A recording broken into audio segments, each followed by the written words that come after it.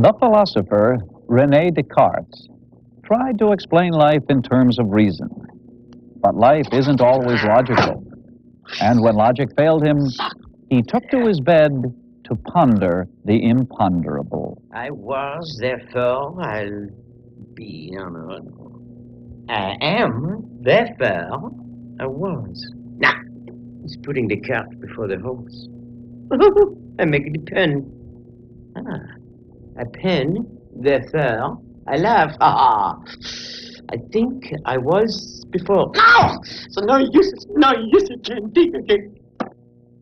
Despair. But there is hope. Why not call in Monique, the serving girl? Perhaps she can help him think more clearly.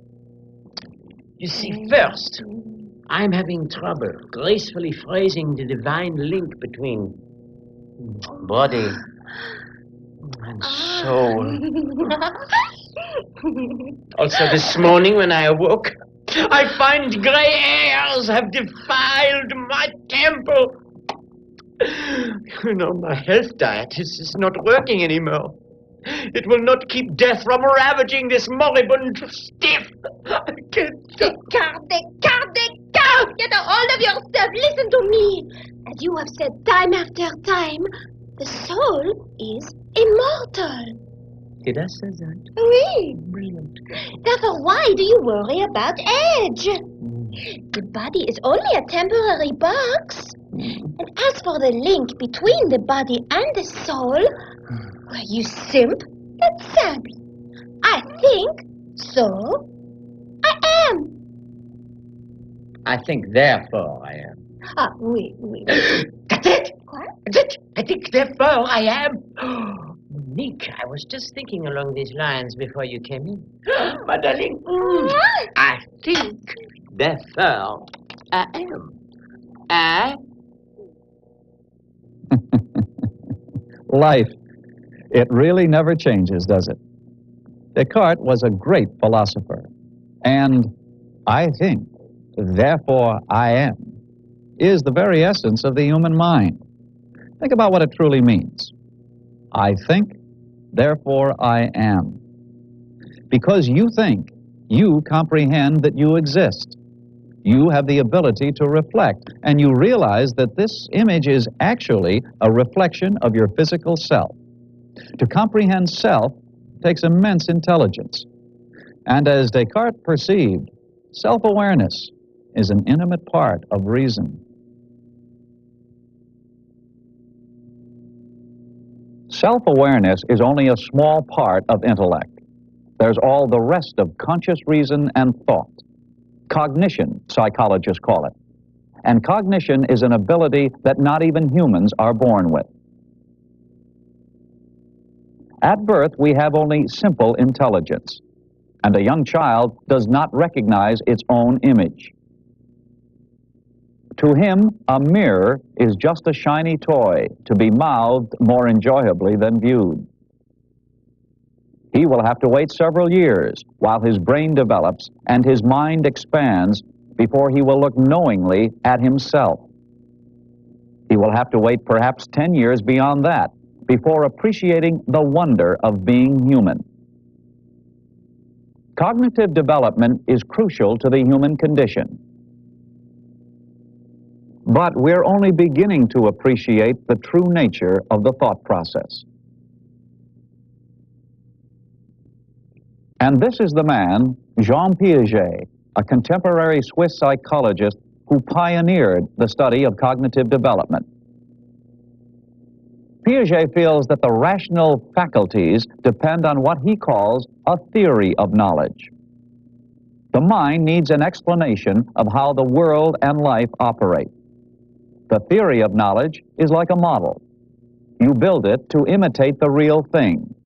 And if you build it correctly, the model operates like the original. This lets you predict what the original will do. The better your model, the more accurate your predictions, and the more successful you'll be.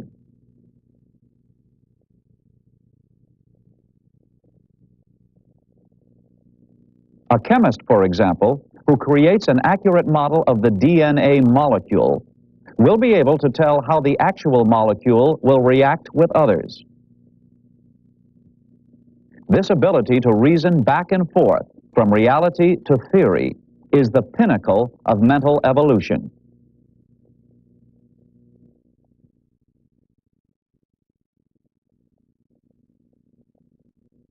Piaget calls it abstract intelligence because in thinking about life and the world, we translate them into abstract symbols.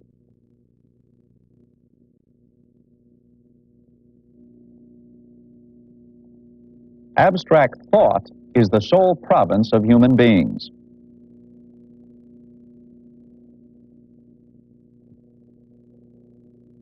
But Piaget feels that before the mind matures, it develops through two processes. They complement each other as they build our models of reality, our working theories of how life operates. One process Piaget calls assimilation, the other accommodation.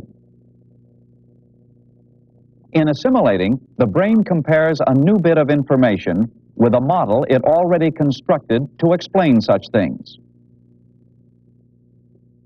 If the new information fits the model, if the model seems to explain what we've encountered, we include it, assimilate it in the model without further ado. However, if the new facts don't square with what our model, our expectations predict, then we've got to change our model to fit the facts.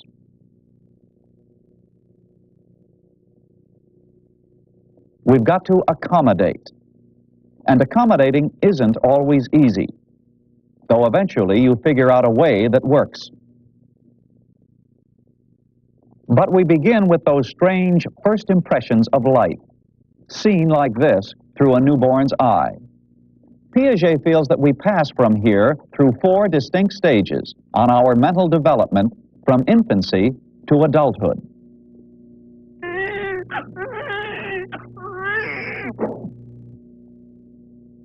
The first is the sensory motor stage, and it typically lasts from birth until about 2 years of age. It's the stage of infancy, the time when everything is new, and we depend on others for life itself. At first, we can't think. A finger fits into our mouth and we suck. Our brains can only react to the world through reflexes.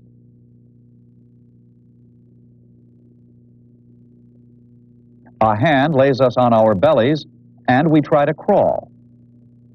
But are there thoughts, or is life a series of reactions strung together by minutes?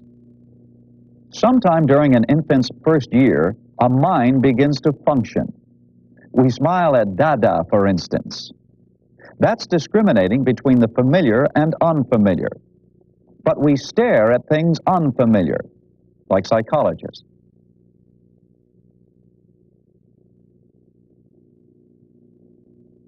We still react only to direct inputs, though. As soon as an object leaves our field of view, we forget it. Out of sight is truly out of mind.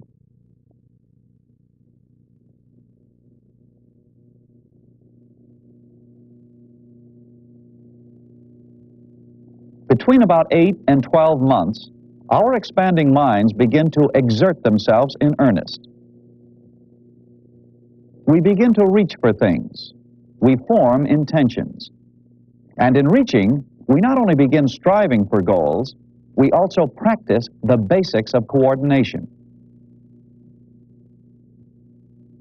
At the same time, our memory is emerging.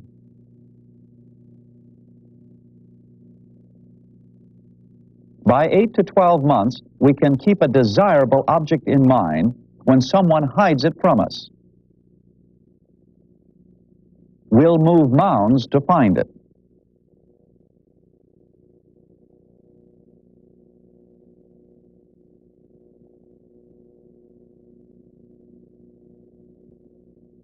As the sensory motor stage progresses into its final phase, we begin to experiment and explore, just to see what happens. The mess aside, we're actually cataloging the endless ways that physical objects interact.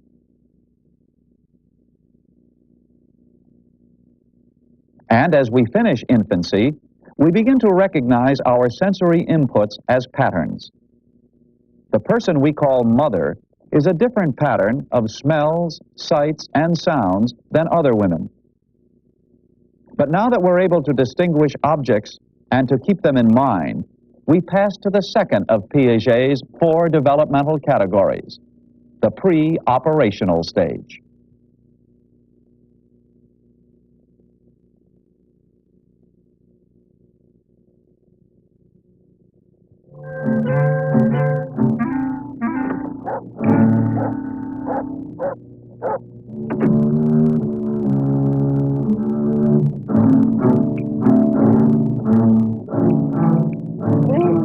As we enter the pre-operational stage, between 2 and 6 years, we start to run and walk with confidence. We talk with more and more intelligence, and naturally so.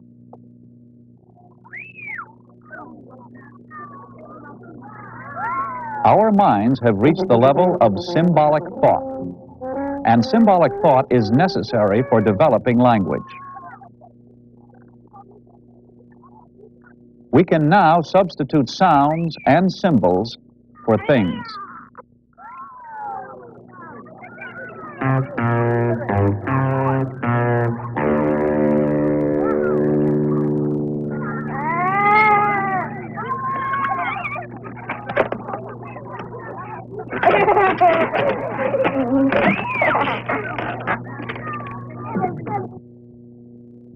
But while Piaget recognized the role of language in a child's growing mind, he did not pursue it as his main line of research.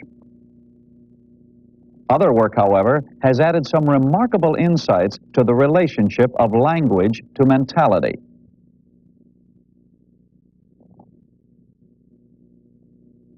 The work has been done on monkeys and apes, for their brains are similar in structure to humans.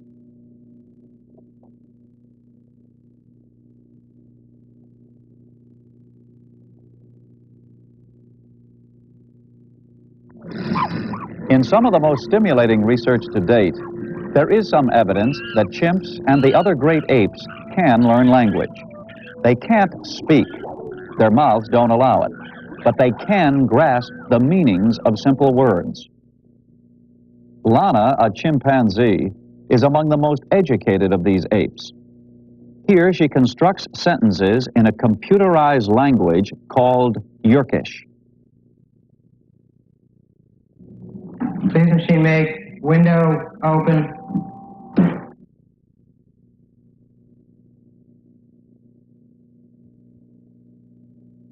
By punching keys marked with the appropriate symbols for everything from bananas to being tickled, she requests all her needs and expresses many of her moods in proper, logical, grammatical Yerkish. Please, machine, give piece of banana, period. Question Lana groom Tim. Yeah. Come in and groom me. Some researchers claim that her language has symbolic grasp, creation of new meaning, and even some abstract sense, all the qualities of human speech. The only difference is in degree. Pretty baby. Pretty baby. Whatever its roots, human speech seems fixed in our earliest instincts. The mother says, "pretty baby," and the baby moves in response to the sounds of her words. Are you moving with my words? ear slowed down, we see the baby's response to sounds rather than cognitive meaning. Slowed down, the words are chiefly sounds. This interaction prepares baby to respond to spoken language. The process by which the baby's own babbling becomes language is complex, an enormous task, probably similar to that of adults learning a foreign language. But it happens. Soon we're combining words to express larger meanings than a single word can carry. No more, all gone. I'm done. No, all gone. But learning to talk, and therefore to express reason, is a long, complex process. Dog, Ran. cat, Cat. what? Ran. Say, the cat ran. Look at ran. Say, the big cat ran. I'm going down now. Yes. Pre-operational reason is based on concrete symbols, words which stand for objects. So at this point, we're really very close to the level of Lana the chimp.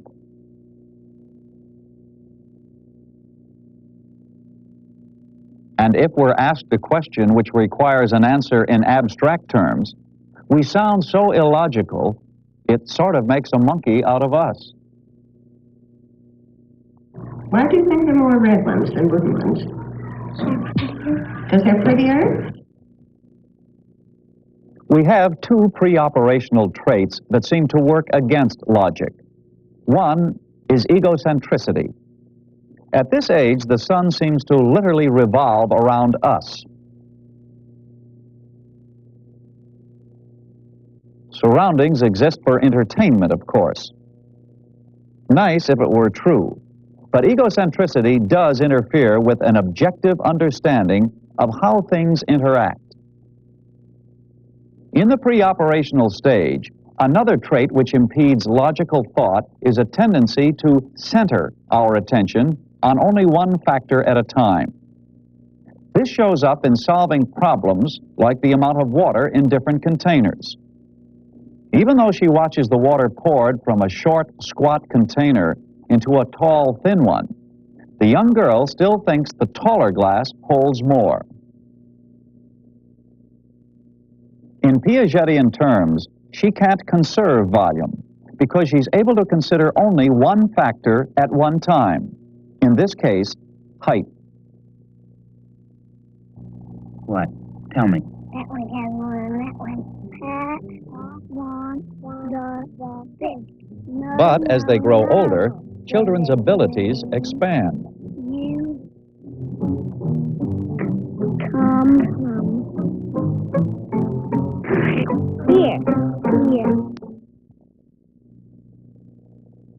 Somewhere around the age of 6 or 7, we pass into Piaget's third stage of cognitive development, the stage of concrete operations, the time of mastering childhood with its simple pleasures and pains and preparing for adolescence.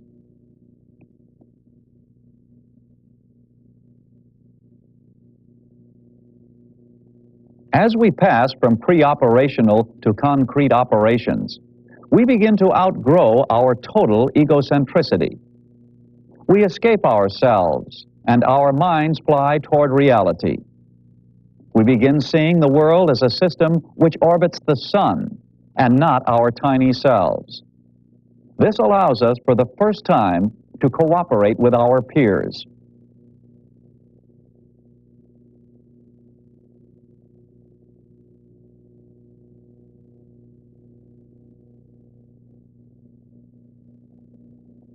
We can now realize that others have their needs too, and that working together not only satisfies them, but it often gains us more than working alone.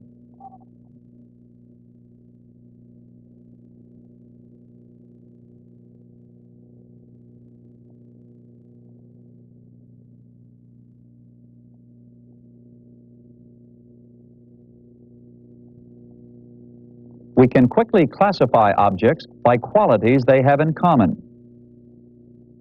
This little girl correctly sorts through a pile of objects to find what she calls the things you eat with.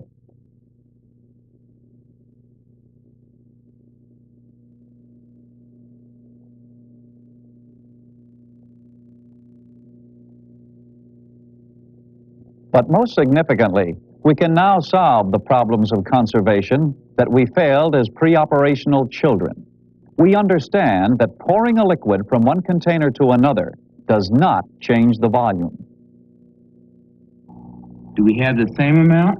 Or do you have more water? Or do I have more water? We both have the same amount. And we grasp the conservation of number. Pushing the pennies into a pile does not change her notion of how many there are, as it would have when she was younger. Now, do we have just as many pennies as horses? Or more horses or more pennies? Just as many pennies as horses. How do you know? But now that we've mastered the realm of concrete thought, now that we grasp the basics of social interaction, we graduate to the final stage of cognitive development, formal operations.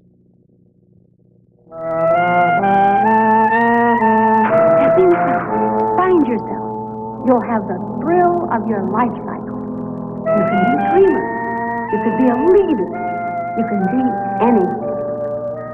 See yourself the way you want to be, in the mirror of tomorrow. Want to be powerful? Sure you do. Want to be loved? Everybody does.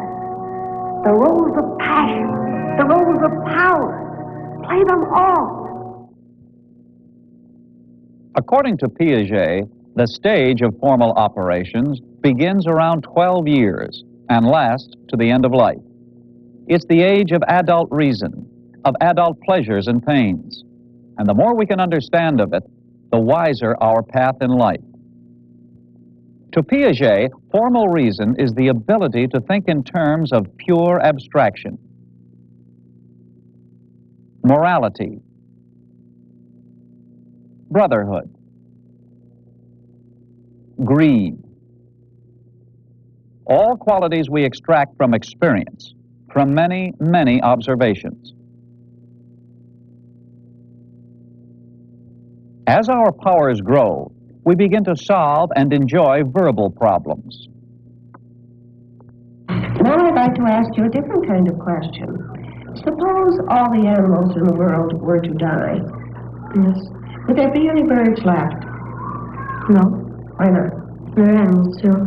And suppose all the birds in the world were to die. Would there be any animals left?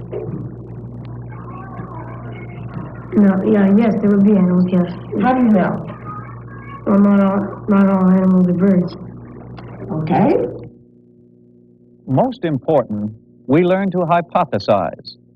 We ask, what would happen if? Hypothesizing lets us create entire actions, or even systems of pure imagination. Against this imaginary structure, we can then test the real situation. It's a method that works. Entering adolescence, we step straight into the worries of the adult world. And now even our daily lives require reasoning.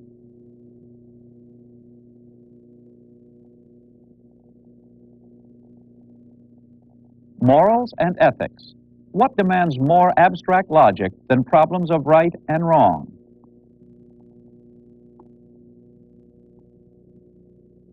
Take all what jobs? The jobs that we have here that Americans could The use. jobs that they have here are jobs that nobody wants anyway. But we should take care of Americans who live here first, not aliens. What do you mean aliens? You're an alien. I'm not. Where did your grandparents come? They came from Germany, but so what? Okay, Germany. We're Indians. We belong here, and probably even more than you. I don't think so. We've lived here a long time.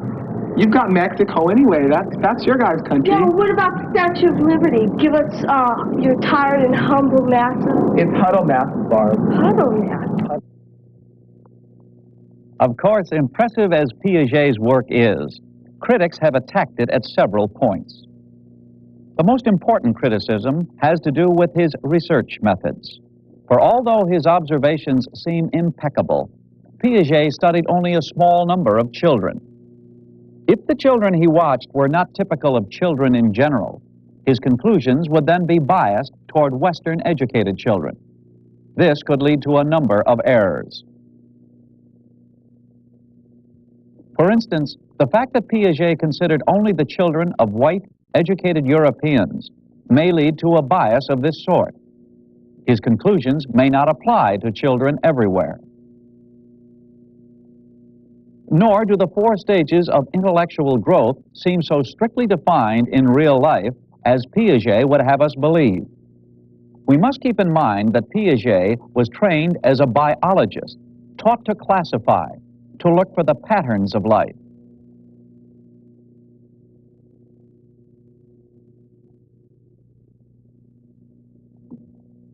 For example, toddlers often seem capable of cooperating and showing concern for others, long before the pre-operational stage should allow it.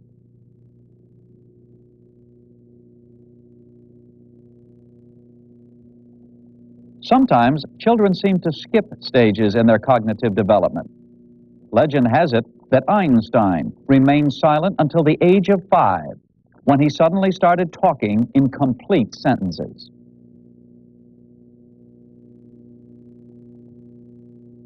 And Piaget's final stage, formal operations, may not be the universal last stage to all the peoples of the world. In fact, many people seem to get along quite well with what might be an absence of formal thought. Their thinking may use a different kind of logic than we of the West understand. But these criticisms are quibbles. Piaget has built an intellectual monument which has given us a new perspective on the human mind. Cognition is not a mystic miracle somehow divorced from biological reality. It's a structured, ordered process that matures as we grow. Because of Piaget, psychology now rests on firmer foundations.